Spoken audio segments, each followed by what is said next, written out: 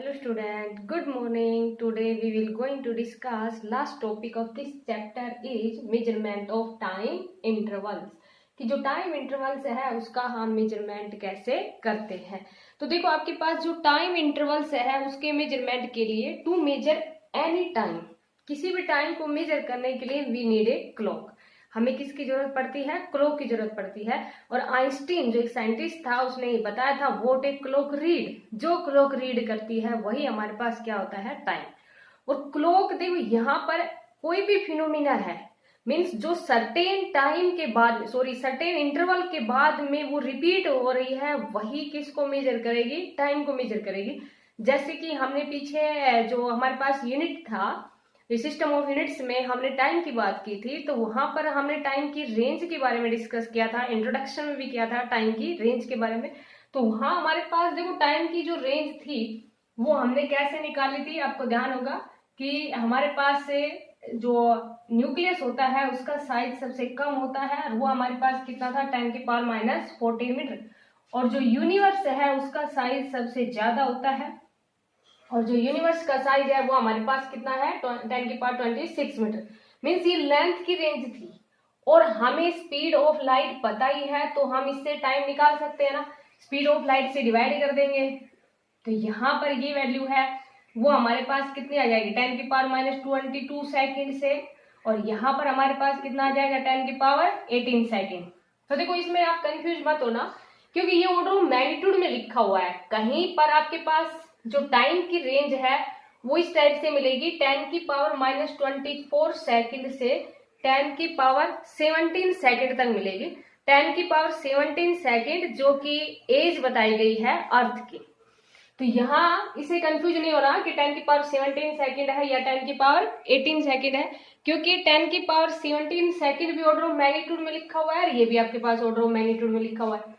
अब जैसे यहाँ आप जब मेजरमेंट ऑफ टाइम इंटरवल की बात कर रहे हैं तो यहाँ आप बुक के अंदर देखोगे कि ये वैल्यू आपको मिलेगी 10⁻24 सेकेंड से 10⁻17 सेकेंड मिलेगी। तो ये देखो अनस्टेबल पार्टिकल का टाइम है। वैसे जो स्टेबल पार्टिकल का टाइम है वो कहाँ से स्टार्ट होता है? 10⁻22 सेकेंड से और 10⁻18 सेकेंड या हमारे पास क्या है? 10⁻17 सेकेंड। अब देखो इतने टाइम को मेजर किया गया है तो यहाँ पर इस टाइम को मेजर करने के लिए कौन कौन सी फिनोमिना है जिनका हम यूज करते हैं वही अब हम डिस्कस करेंगे। तो जैसे कि अभी आपको स्टार्टिंग में बताया कि कोई भी फिनोमिना है जो सर्टेन इंटरवल के बाद में चेंज हो रही है वही टाइम को रिप्रेजेंट करेगी। तो टाइम के बारे में सबसे सिंपल मेथड जो स्टार्टिंग में जैसे आपको बताया था मास के लिए, जैसे 1 किलोग्राम है, यहाँ बाट का यूज करते हैं, किसी और कंट्री में किसी और का यूज किया गया होगा। तो वहां पर आपको बता दिया था कि ये आपके पास एक जो इंटरनेशनल सिस्टम ऑफ यूनिट था, कॉन्फ्रेंस हुआ था, वहां पर ये डिसाइड किया गया था। वैसे ही 1 सेकेंड को भी एक टर्म डिसाइड कर लिया कि इतना टाइम है वो किसको रिप्रेजेंट करेगा? 1 सेकेंड को रिप्रेजेंट करेगा।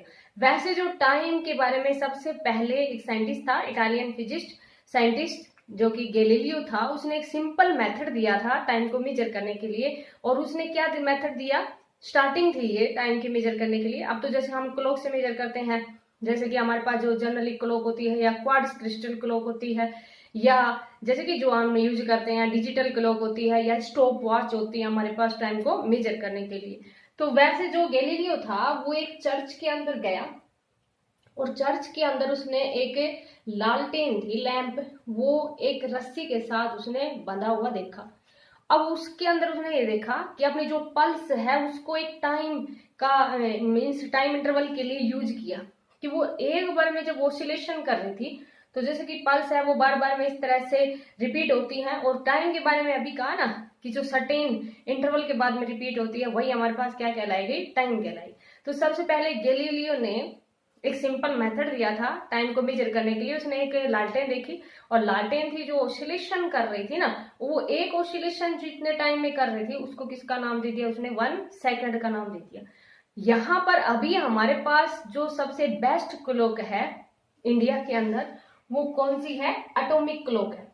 वैसे तो हम जो घर के अंदर आपने देखा होगा क्वार्ट्ज क्रिस्टल क्लॉक का यूज करते हैं हम, लेकिन जो ये हमारे पास जो सबसे स्टैंडर्ड एटॉमिक टाइम देती है, जो जीपीएस सिस्टम, जीपीएस जो आपने सुना होगा, जीपीएस ग्लोबल पोजिशनिंग सिस्टम, जो एक्यूरेट टाइम और एक्यूरेट पोजीशन के बारे में, जैसे मान लीजिए किसी भी डिवाइस के अंदर जीपीएस सिस्टम लगा देते हैं तो वो बता देता है उसकी एक्यूरेट पोजीशन क्या है और कितना टाइम है, जो बिल्कुल एक्यूरेट मेजर करता है। तो वहाँ उसी तरह से जीपीएस सिस्टम में भी एटॉमिक क्लॉक का यूज करते हैं, मीन सीजीएम का यूज करते हैं। अब सीजीएम के हमारे पास कई आइसोटोप है, तो यहाँ पर सीजीएम 133 का यूज किया जाता है इस क्लॉक के अंदर, सीजीएम 133 का।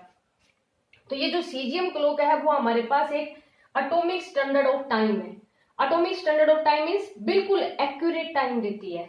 इसके अंदर क्या होता है कि ये पीरियोडिक वाइब्रेशन, देखो मेनली जहां पर ऑसिलेशन की बात करेंगे, क्योंकि स्टार्टिंग ही टाइम की जैसे कि गैलीलियो को बताया उसने ऑसिलेशन का यूज किया, और ऑसिलेशन आपके पास जैसे कि फ्रीक्वेंसी से नंबर ऑफ वाइब्रेशन पर सेकेंड इस तरह से हम यूज करते हैं ना, तो सभी के अंदर वही टर्म है आपके पास टाइम के लिए कि it is based on periodic vibration produce in caesium atom, कि सीजीएम एटम के अंदर कितना पीरियोडिक वाइब्रेशन प्रोड्यूस हो रहा था उसी के ऊपर ये बेस है। मींस इसके अंदर सीजीएम एटम का यूज करते हैं, और जब प्रेशर वेरिएशन के कारण कितना वाइब्रेशन प्रोड्यूस होता है उसके अंदर, वो हमारे पास क्या है, एटॉमिक क्लॉक।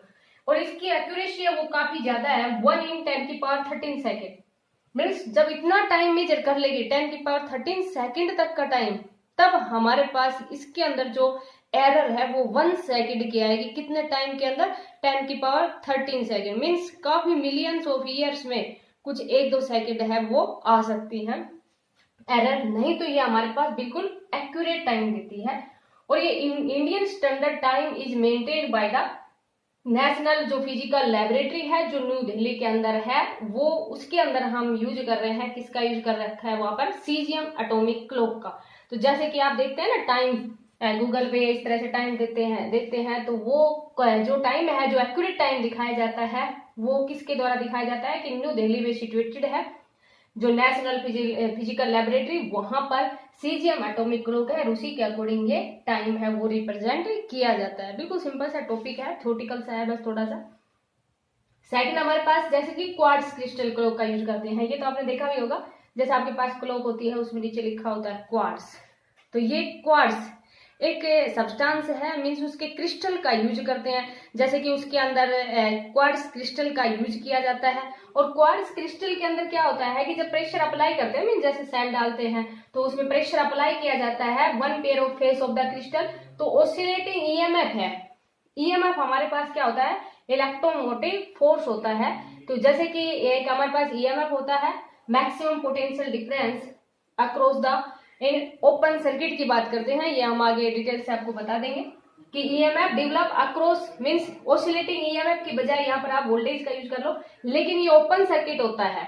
जो ओपन सर्किट के अंदर जो पोटेंशियल को मेजर करता है, मैक्सिमम पोटेंशियल डिफरेंस, उसको हम क्या कहते हैं, ओपन सर्किट के अंदर। मींस यहाँ पर कोई करंट की बात नहीं कर रहे, ओपन सर्किट के अंदर ईएमएफ होता है।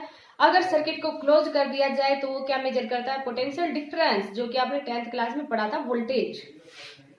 तो यहाँ पर क्या होता है कि ऑसिलेटिंग ईएमएफ है वो डेवलप हो जाता है अनदर पेयर में जो परपेंडिकुलर फेस है, और जो ऑसिलेशन प्रोड्यूस होते हैं वही हमारे पास टाइम को मेजर करते हैं। और इसकी जो एक्यूरेसी है, इससे तो देखो कमी है इसकी एक्यूरेसी, 1 × 10⁹ सेकेंड, और ये हमारे पास क्या था, 1 × 10⁻13 सेकेंड।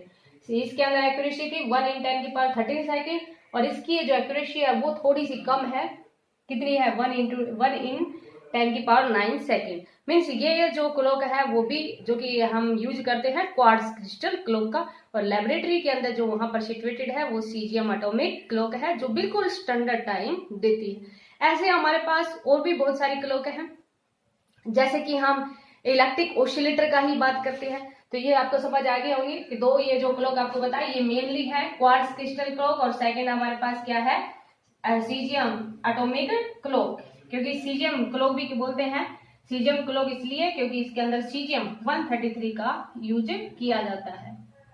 अभी देखो हमारे पास काफी ज्यादा है, जैसे कि जो सर्टेन टाइम के बाद में जो रिपीट हो रही है वही हमारे पास क्या है, मेजरमेंट ऑफ टाइम के लिए। जैसे सोलर क्लॉक भी है, सोलर क्लॉक जैसे कि आपने सोलर डे देखा था, मेजरमेंट ऑफ टाइम के लिए वहां पर हम यूज कर रहे थे।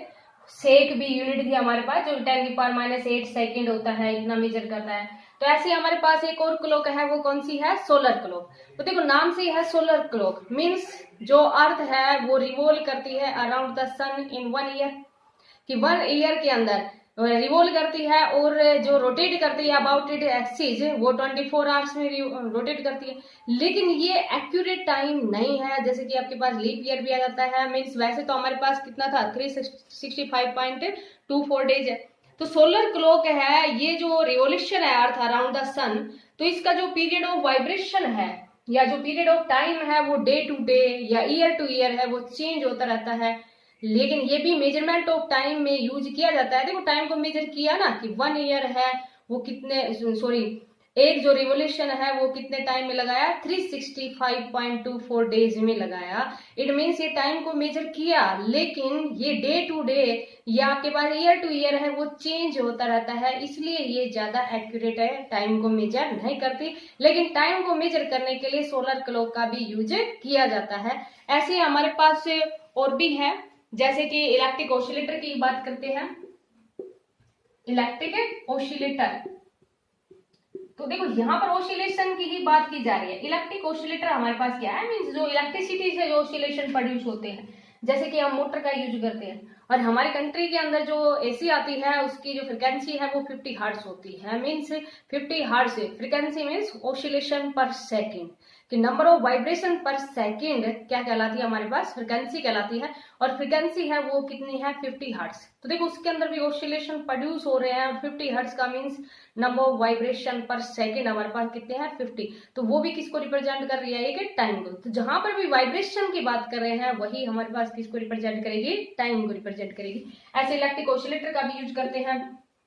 नेक्स्ट हमारे पास क्या है, इलेक्ट्रॉनिक ऑसिलेटर।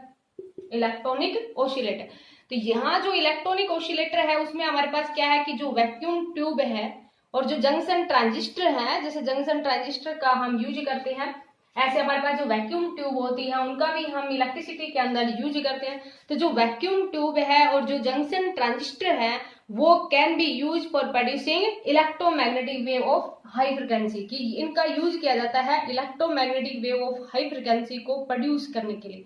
इलेक्ट्रोमैग्नेटिक वेव्स जिसमें electric and magnetic field are perpendicular to each other and perpendicular to the direction of propagation of waves होते हैं, उनको हम इलेक्ट्रोमैग्नेटिक वेव्स कहते हैं। इनके बारे में आगे हम डिस्कस करेंगे। +2 में हमारे पास कंप्लीट यूनिट है जिसका नेम ही क्या है, इलेक्ट्रोमैग्नेटिक वेव्स। तो यहाँ इसके अंदर इलेक्ट्रॉनिक ऑसिलेटर के अंदर क्या है कि जो वैक्यूम ट्यूब है और जंक्शन ट्रांजिस्टर है उनका यूज किया जाता है producing electromagnetic wave of A high frequency, कि इलेक्ट्रोमैग्नेटिक वेव जो है ऑफ हाई फ्रिक्वेंसी का यूज किया जाता है। फ्रिक्वेंसी मीन्स ऑसिलेशन, तो टाइम के लिए इसका भी हम यूज करते हैं। नेक्स्ट इसी तरह से हमारे पास टाइम के लिए डीके ऑफ एलिमेंट्री पार्टिकल्स की बात करते हैं। डीके ऑफ एलिमेंट्री पार्टिकल, देखो यहाँ डीके ऑफ एलिमेंट्री पार्टिकल में जो सर्टेन टाइम के बाद में रिपीट हो रही है चीज वही टाइम के रूप में यूज की जा रही है। डीके ऑफ एलिमेंट्री पार्टिकल्स, कि जो एलिमेंट्री पार्टिकल्स है, जो छोटे छोटे पार्टिकल्स हैं, जैसे कि इसमें हम पढ़ेंगे रेडियो एक्टिव सब्सटेंस के अंदर पढ़ेंगे कि कुछ है जो आपके पास अनस्टेबल होते हैं, जिनका एटॉमिक मास है वो काफी ज्यादा होता है, वो अनस्टेबल होते हैं, और वो स्टेबिलिटी के लिए उनके अंदर से पार्टिकल का डिसोसिएशन होता रहता है, अल्फा बीटा और गामा पार्टिकल, उनको क्या कहते हैं, डीके ऑफ एलिमेंट्री पार्टिकल। तो वो सर्टेन टाइम के बाद में अपने आप होता रहता है, एक स्पॉन्टेनियस प्रोसेस होता है। जब तक वो स्टेबल नहीं होते तब तक उनके अंदर इमिशन ऑफ पार्टिकल्स है वो होता रहता है, तो उसका भी हम यूज करते हैं। डीके ऑफ एलिमेंट्री पार्टिकल्स का भी यूज किया जाता है, और इसका जो टाइम, जो मेजरमेंट ऑफ टाइम है वो हमारे पास होता है 10⁻16 सेकेंड। बहुत ही छोटे छोटे, बहुत ही थोड़ा टाइम होता है क्योंकि छोटे पार्टिकल्स के लिए, इंटू 10⁻24 सेकेंड तक जो टाइम इंटरवल, जो इतना मेजरमेंट करने के लिए 10⁻16 सेकेंड से 10⁻24 सेकेंड तक के टाइम को मेजरमेंट करने के लिए इन पार्टिकल्स का हम यूज करते हैं। नेक्स्ट हमारे पास क्या है कि जो हम जैसे कि एज ऑफ फॉसिल फ्यूल से है, या हमारे पास जैसे कुछ अर्थ की है age of fossil fuels, mean जो फॉसिल फ्यूल्स हैं वो इतने टाइम के बाद में जैसे कि खत्म हो जाएंगे, तो इस तरह की उनकी एज भी बताई जाती है ना, जितनी अर्थ की एज है उन एज ऑफ फॉसिल फ्यूल्स की भी उसी तरह से बताई गई है, तो वो हमारे पास कितनी है 10⁻17 सेकेंड। तो ये था कुछ मेजरमेंट ऑफ टाइम इंटरवल के लिए। वैसे जो व्हाट ए क्लॉक रीड, जो घड़ी रीड करती है वही हमारे पास क्या होता है, टाइम। तो एक बिल्कुल छोटा सा टॉपिक है और सिंपल सा टॉपिक है। जैसे कि एज ऑफ फॉसिल फ्यूल्स की बात कर ले या अर्थ की बात कर ले एक्सेट्रा, उनका भी यूज किया जाता है for measurement of time interval के लिए। तो मेजरमेंट ऑफ टाइम इंटरवल्स के लिए आपको मेनली दो का ध्यान रखना है, क्वार्ट्ज क्रिस्टल क्लॉक जो कि हम जनरली यूज करते हैं, और सेकंड हमारे पास क्या है, एटॉमिक क्लॉक और सीजियम क्लॉक जो नेशनल फिजिकल लेबोरेटरी सिचुएटेड है दिल्ली के अंदर, जो स्टैंडर्ड टाइम बताती है वो हमारे पास क्या है, सीजियम एटॉमिक क्लॉक, क्योंकि इसमें सीजियम का यूज किया जाता है, सीजियम 133 का यूज किया जाता है। तो ये था हमारे पास मेजरमेंट ऑफ टाइम इंटरवल्स। ये चैप्टर आपका कंप्लीट हुआ, इनके ऊपर इतने कुछ न्यूमेरिकल्स हैं वो नहीं है, आप अच्छी तरह से इनको स्टडी कर लेना। Thank you, have a nice day.